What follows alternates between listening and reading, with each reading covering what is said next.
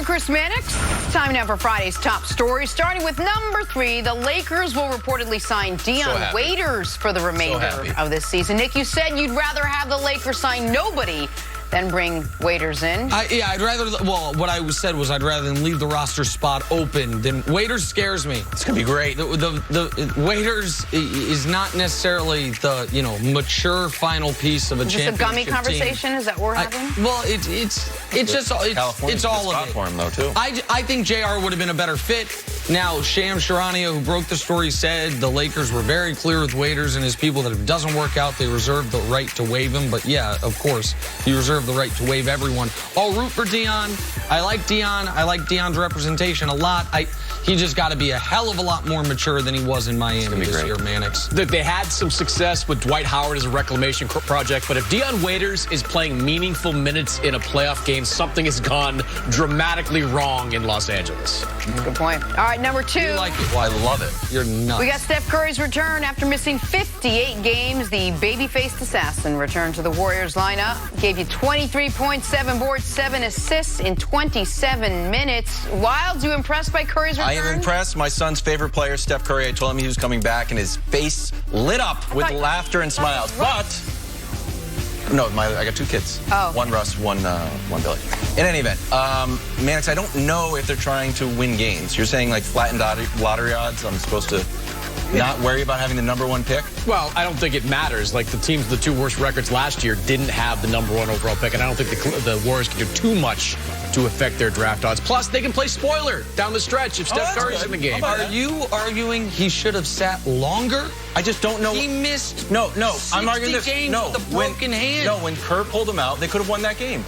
Pulled him out with 8 minutes in the 4th. Down 2, they could have won the game. Right, but that's because they said going into the game he's on a minutes restriction. Nobody's like having so much fun. You could say like, the minutes restriction. The NBA is better with Steph Curry back. I wish he hadn't missed 3/4 of the season with a broken offhand, but he did. Now, the idea that he shouldn't play full, he should play full moving forward. This was a game. On to our top story now. Rockets hosting the Clippers last night. Small ball on a big stage, and the big stage won. Houston's starting lineup finished just 2 of 23 from deep. Clippers get the easy win. Nick, does this game say more about the Clippers and what they're doing, or the Rockets and what they seemingly haven't been able to do? All right, credit to the Clippers, first of all. Longest winning streak in the league. They've won 6 in a row ever since Kawhi had that we got to get our bleep together moment in the press conference. They've been playing great. They've been healthy. And in the first half of that game, defensively, that it's like, oh, there you go. That's the team defensively that we talked about that they could be before the year. But the Clippers didn't play great overall last night. This game was about one thing and one thing only. 3-point shooting and the Rockets being historically bad from 3-point line, not just because of some excellent Clippers defense, because of some bad luck. Like when I say the Rockets added variance, what do I mean? I mean, what does added variance mean? Their upside got way higher and their downside got way lower. Their best games will look better and their worst games will look like this. You look at the box score and it's like, okay, rebounds, assists, fouls, turnovers, all almost dead even. Points in the paint, second chance points, fast break points, add them all up, even. So how did the Clippers dominate? Oh, the Rockets started 2 of 30 from 3.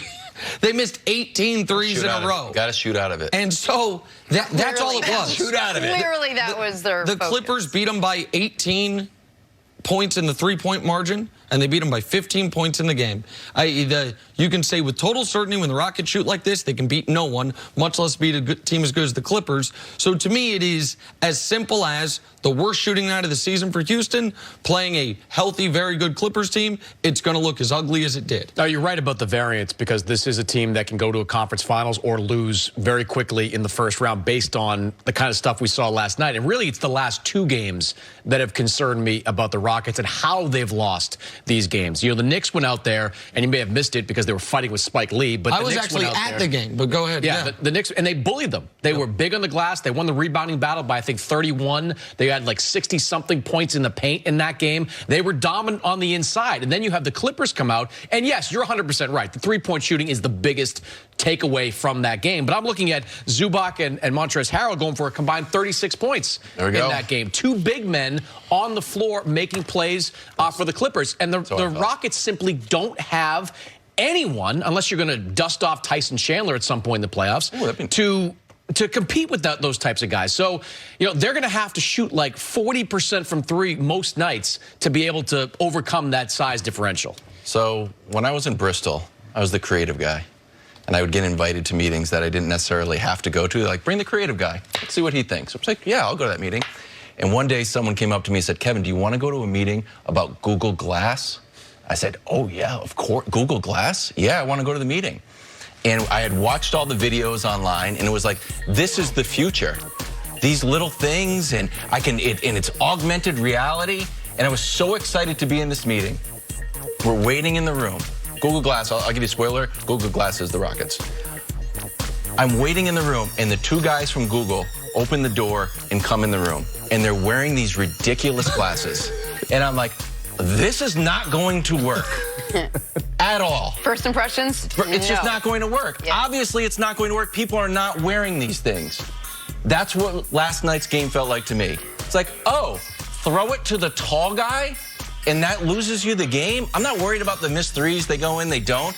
But when you start throwing it to the tall guy, and that's all it takes, I think the Rockets are done. The only way I would push back on that is that you love Rockets, Google Glass. Well, no, God no. The Rockets actually, the Rockets actually want you to throw it to the tall guy. Like they want to force you to take as many contested twos as you possibly can. Against the Lakers, they liked it when you dumped it in to Anthony Davis and played dump and chase. The problem is when you can't make three on the other end consistently enough, you run into some big time problems. So I think the Rockets want you to play that game through Zubac or through Harrell or 100%.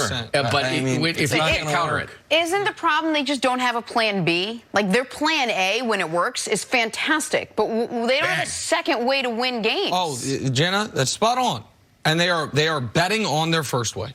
They are betting on their first way that over a 2-week series, over a 7-game series, that this won't happen at all, and if it does, it'll only happen once. You bring up Zubac, and it's like, wow, he was 6 of 6. He had 12 rebounds, 23 points.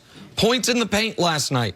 Rockets 52, Clippers 46. Believe it or not, the Rockets beat them on the inside. The reasoning, what happened was purely about three-point shooting. And your Google Glass analogy, I like it, but I also think that in 15 years, we're going to look back and say, oh, Google Glass didn't have it exactly right, but now everyone is watching stuff through their eyes. Or, you know what I mean? Some version of that, some better version. So maybe the Rockets don't have it exactly right, but this is the way, for good or for bad, the way the league is going. But no one wins games shooting like this. In the NBA this year, 26 times, there have been teams that have shot less than 17% from three. Those teams are 4-22. And those 4 wins came over Detroit, Washington, Atlanta, and Charlotte. This year, teams 14 times have been 7 of 35 from three or worse. The Rockets were 7 of 42. They're 0-14 are those teams. Like, you can't win games in the modern NBA or in any NBA. You said they're going to have to shoot 40%. They had won last night shooting 33% from three. It was, you know what it reminded you of?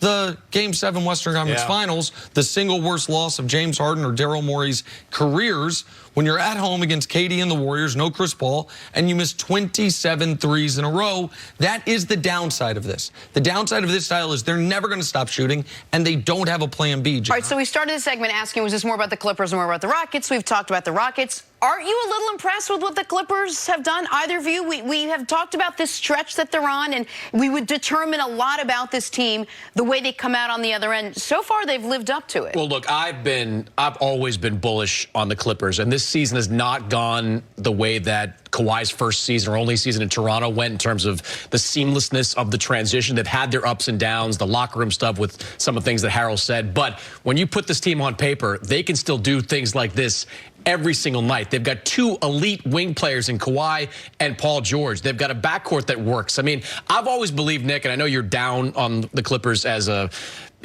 compared to the Lakers for sure, but you get this team into the playoffs and you give these guys 2 or 3 days in between games like they're going to get, they're going to be close. They're going to be as tough as anyone in the Western Conference. So the Clippers were great, and you're right. I said this 5-game stretch, which was Nuggets, Sixers, Thunder, Rockets, Lakers, that they're in the midst of. I said we're going to see a lot about them. They're 4-0. Now, the Sixers game a little, when I said that, we didn't know they were going to be without Embiid and Simmons, but still, 4-0 is 4-0. Sure. So I have to give them credit. They're playing excellent basketball. But right now, to me, the Clippers are a stock that is at its apex. I think from this moment, I think right today, the narrative will be no one can beat the Clippers. And the Rockets right now are a stock that is as low as it will get all year. Right now, people are going to say, are the Rockets, can you even win a first-round series like this?